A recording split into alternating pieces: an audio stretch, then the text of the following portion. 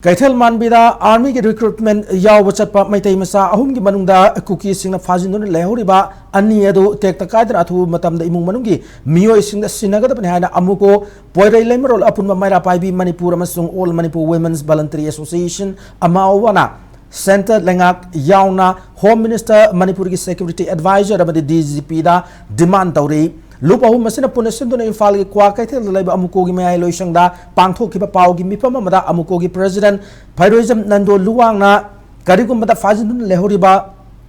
नहा अनि अदुदा फतनुंगदा थोकलबदे मदुदा थोलकबा अफफत की दायित्व पुंबा सेंटर लेंगा यावना होम मिनिस्टर मणिपुर की सिक्योरिटी एडवाइजर अमदी डीजीपी ना पुगदबने स्टेटस द सेंटर लेंगा ना चथरिबा थवोंग से इरांग से सांगदोकनब सिलिब्रा सेंट्रल फोर्स की रिक्रूटमेंट याव चटपा मियोय फाव फाजिन होस्टेज थम्ब से टेरोरिज्म की थवोंने मिसम फादुना लेंगाक डिमांड तरो फावदा सेंटर लेंगाक मणिपुर की सिक्योरिटी एडवाइजर डीजीपी ना तुमिना लेसिनबा लोइना फाजिन की मिसम सिंह अदुबु कन्ननब होनदबगी मरम करिगिनो हाबु वांग तौरकली